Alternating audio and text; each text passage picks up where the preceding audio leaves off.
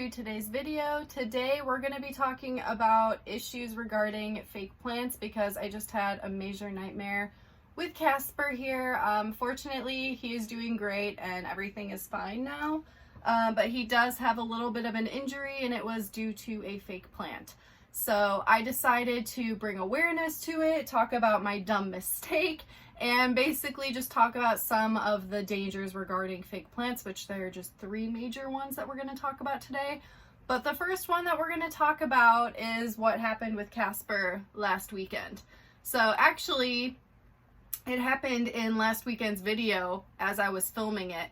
So basically what happened last week, which was basically like 2 weeks ago now, Casper, there was one night, I think it was like Wednesday night, I noticed his enclosure was pretty much wrecked. Like his warm hide was tipped upside down.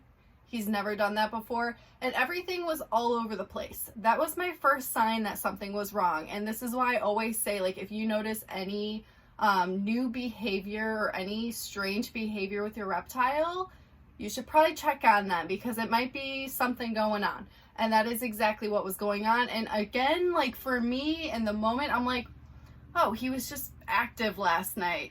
That was weird. He was just being extra active because who knows? He's just a silly snake. So I didn't check on him in the moment. I waited until nighttime and I did see him come out and be active at nighttime. So I'm like, whatever, he's just being active. Everything's fine. So I go to feed him in last week's video and it's really, really hard to see because he sticks his head out of the hide to come and get some food. But you can see I like zoomed in on it. He had a piece of plastic stuck around him. And you can see it a tiny little bit in that video, but it was really dark. It was late at night. I was going to feed him. So yeah, and he wasn't eating it right away, which is also pretty normal for him. He takes a long time to actually eat and he likes to do it in privacy. So that's just him. So I assumed that he ate and everything was fine.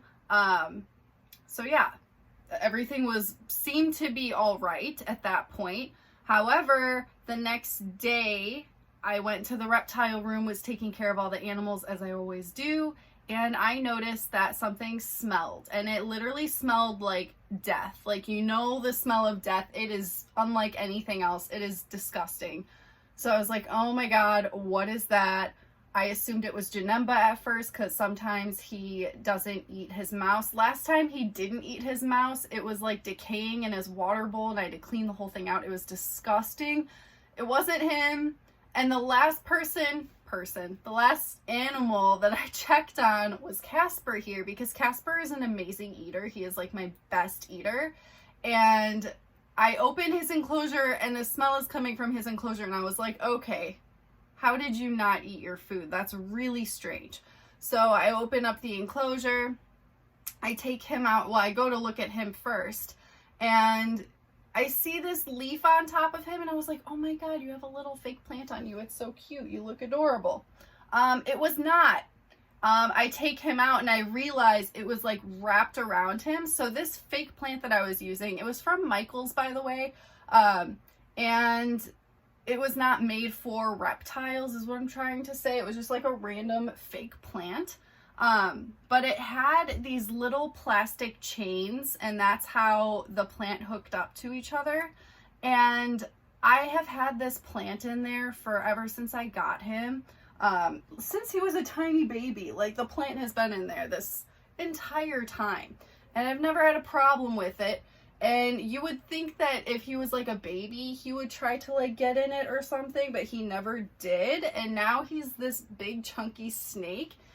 And now is the time that he decided to try and work himself into this and he got stuck. So what happened was he tried to eat his food and he was so like cut off from this chain. It looked absolutely horrid. I didn't take a picture when I found it on him because I was in such a panic of trying to get it off of him and just like freaking out and wanting him to feel better. So yeah, basically what happened was he tried to eat, he couldn't because that happened and he was restricted. It was basically like strangling him at this point. So, I mean, he could breathe, but he was extremely uncomfortable. It reminded me of like seeing a sea turtle or some type of animal that has like the plastic around them and then they're stuck. It's exactly the same situation that happened with him. So it was awful. And there was like blood.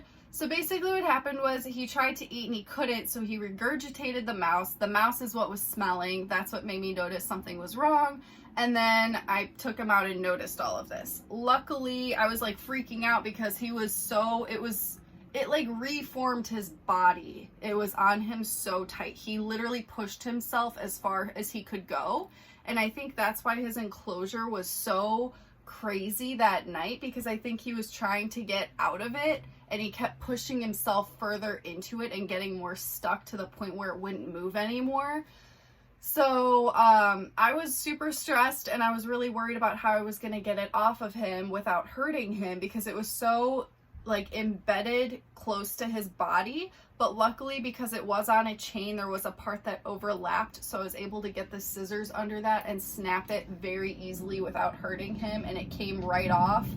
And it was so sad because as soon as it came off, he instantly just seemed happier and he was just moving all around and acting normal again. But I just felt so bad because it was bloody. His whole body looked warped after it. I'll show you guys pictures of after I got it off, because that was the time that I was like, okay, now I can take a picture. It was awful. I sprayed him with this Vetericin spray. It's like a Neosporin for snakes. He didn't have like a super deep injury that was worthy of medical attention. Otherwise, I would have taken him to the vet. But instead, I chose to just keep an eye on it, use the Neosporin. It basically was just like a little bit of a scratch. You can see a tiny remnant of it today, barely. He looks way better now. It was right above my hand is where it was. You can kind of see a little bit of a mark. And as he continues to shed, it'll heal more and more, but it already looks like a million times better. Under his belly, it looks fine too, if I'm even getting this on the camera.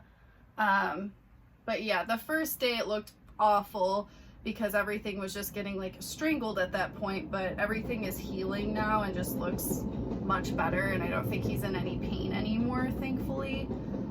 But yeah, that was a nightmare. So lesson learned: if you have fake plants and snakes and there are little chains connecting the plants or little holes or anything that you can see them possibly getting into, don't use them.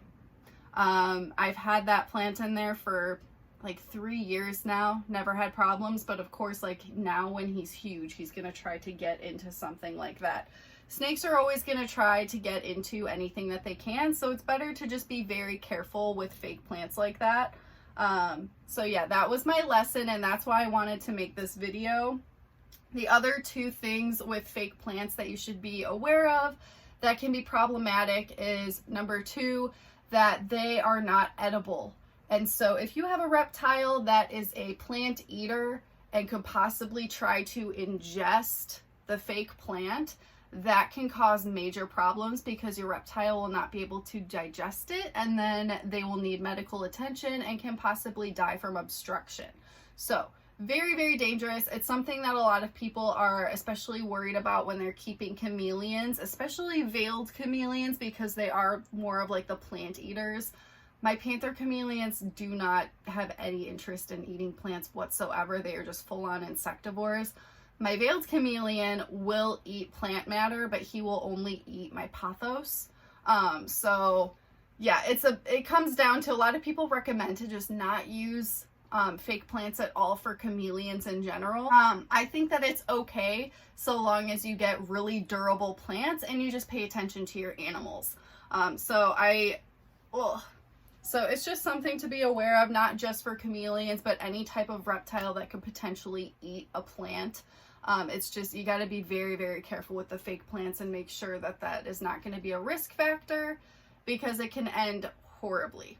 And the last thing about fake plants, which I've talked about a couple of times on here, is that you should not be using fabric plants if you have a reptile that needs a high humidity, because it can really get nasty over time and retain a lot of bacteria. So, and it can't be cleaned properly. So it's best to just go with really plastic, durable fake plants if you're ever going to be using fake plants for anything, especially if you have a very moist setup.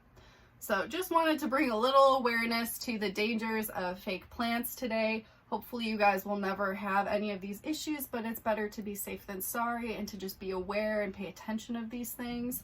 But Casper's doing just fine now, thank God. I felt so bad for him last week. But yeah, hopefully you guys can learn from my dumb mistake and never have that happen to any of your animals, because it was a true nightmare. So I hope that this video was helpful, and I will see you guys in the next one.